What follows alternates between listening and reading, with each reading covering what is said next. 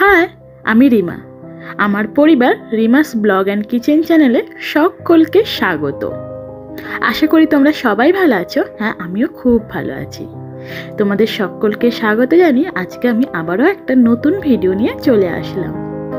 আমরা মেয়েরা কিন্তু সাজতে ভীষণই পছন্দ করি, আর সেই সাজের লিস্টে কিছু থাকুক ছাই না থাকুক, নেল পলিশের কালেকশন কিন্তু আমাদের মেয়েদের অনেক রকম থাকে। আর সেই নেল পলিশটা কিন্তু আমাদের শুকনো হয়ে যায় একটা সময়ে, আর সেই নেল পলিশের শিশিগুলো আমরা ফেলে দিই। কিন্তু এই ভিডিওটা দেখার পর থেকে আর নেল পলিশের শিশি তোমরা কেউ ফেলবে না। এই নেল পলিশের শিশি দিয়েই কিন্তু একটা সুন্দর মিনিয়েচার আর্টিফিশিয়াল ইনডোর প্ল্যান্ট বানানো যায়। আর এই প্ল্যান্টগুলো কিন্তু ঘরের যে কোনো কোণায় সাজিয়ে রাখলে বেশ সুন্দর লাগে। সেই জায়গাটার সৌন্দর্যটা আরও বেড়ে যায় এই ছোট্ট ছোট্ট হাতের কাজগুলোর ওপর। যেমন দেখো, এই কর্নারটা কি সুন্দর লাগছে না? আর আজকে আমি এই মিনিয়েচার আর্টিফিশিয়াল ইনডোর প্ল্যান্ট বানানোটাই দেখাবো। খুবই সহজ, তোমরা যে কেউ কিন্তু এটা বানিয়ে ফেলতে পারো। আর এই ইনডোর প্ল্যান্টটা আমি মাত্র দুটো জিনিস দিয়ে বানিয়েছি। একটা তো নেল পলিশের শিশি আছেই, যেটা একদম পুরনো, আমরা ফেলে দিই। আর 2 নম্বর হচ্ছে গ্লু গান। এই গ্লু গান দিয়ে কিন্তু আমরা এই ইনডোর প্ল্যান্টটা বানিয়ে নেব। তো গ্লুগানের আঠাটা শেষ হয়ে গিয়েছিল, তাই প্রথমে একটা আঠা স্টিক আমি লাগিয়ে নিলাম। গানটা গরম হয়ে গেলে একটু প্রেস করলেই কিন্তু এইরকম গরম আঠা বেরিয়ে আসবে। সেটা দিয়ে কিন্তু আমরা যে কোনো শেপ করে নিতে পারি। তো আমি প্রথমে একদম সহজ ইনডোর প্ল্যান্ট বানাচ্ছি এইরকম পাতা সাইজে। তবে একটা প্রবলেম কি জানো, এই মেঝের ওপর করার কারণে যখন এটা আমি তুলতে যাচ্ছিলাম তখন এটা টুকরো টুকরো হয়ে ভেঙে যাচ্ছিল বা ছিঁড়ে যাচ্ছিল, ঠিক এই রকম ভাবে। যদিও আমি পরে এটা আঠা দিয়ে আবার জুড়ে নিয়েছি, সেটা দেখতে একদম পারফেক্টই লাগছিল। এই যে দেখো, আঠা দিয়ে জুড়ে নেওয়ার পর ঠিক এই রকমটা ঠিক আগের মতনই শেপ হয়ে গেছে। কিন্তু এটাতে অনেক প্রবলেম হচ্ছিল, তাই আমি তোমাদের আরও একটা সহজ উপায় দিচ্ছি। এইরকম যে কোনো একটা স্টিলের বাটি বা স্টিলের ছোট থালা, যে কোনো জিনিসের ওপর এইরকম গ্লু গান দিয়েই কিন্তু তোমরা এই পাতার শেপটা বানিয়ে নিতে পারো। এই স্টিলের থালাতে করার কারণে কিন্তু এই আঠাটা খুব তাড়াতাড়ি শুকনো হয়ে যাচ্ছিল, মানে ঠান্ডা হয়ে যাচ্ছিল। আর তাড়াতাড়ি ঠান্ডা হয়ে যাওয়ার কারণে এটা কিন্তু খুব ইজিলি ভাবে উঠে আসছিল।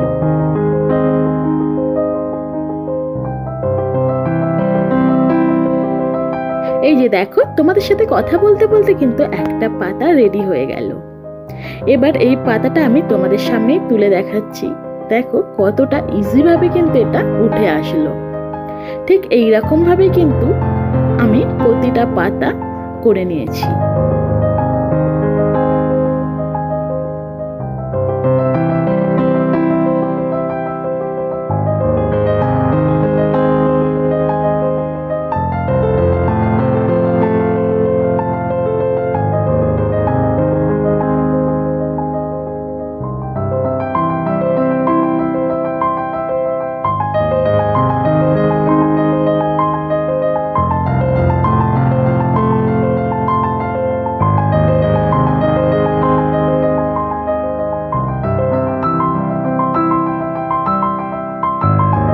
সমস্ত পাতাগুলো তৈরি করে নিয়েছি। এবার আমাদের একটা কাজই করতে হবে, গ্লু গানের যে রোয়াগুলো উঠছে, মানে যে সরু সরু তারের মতো অংশগুলো আছে, ওগুলোকে একটু নখ দিয়ে আলতো হাতে কেটে নিতে হবে, যাতে ফিনিশিংটা দারুণ আসে।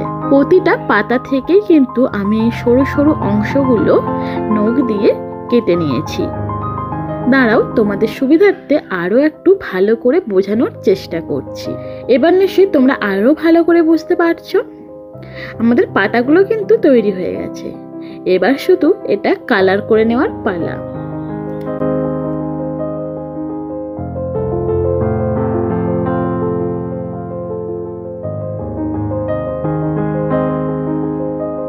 আমি কালার করার সময় কিন্তু সবসময় ফেভিক্রিলের এই কালারটাই ইউজ করি। প্রথমে তো আমি পুরো পাতাটা সমেত রঙের মধ্যে ঢুকিয়ে দিচ্ছিলাম, দেখলাম এটাতে কাজ হচ্ছে না, তাই প্লেটের উল্টো সাইডে আমি পাতাটা রং করতে থাকি। এইরকম ভাবেই কিন্তু আমি প্রতিটা পাতা রং করে নিই। এবার হয়তো তোমাদের মনে প্রশ্ন থাকবে, প্লেটের সামনের দিকে না রেখে কেন উল্টো দিকে রং করছো দিদি? আসলে প্লেটের সামনের দিকটা একটু অপরিষ্কার ছিল, তাই তোমাদের যাতে বুঝতে সুবিধা হয় এই সাদা দিকটাতেই রংটা করলাম। তোমাদের সাথে কথা বলতে বলতে রং করাও কিন্তু কমপ্লিট হয়ে গেল।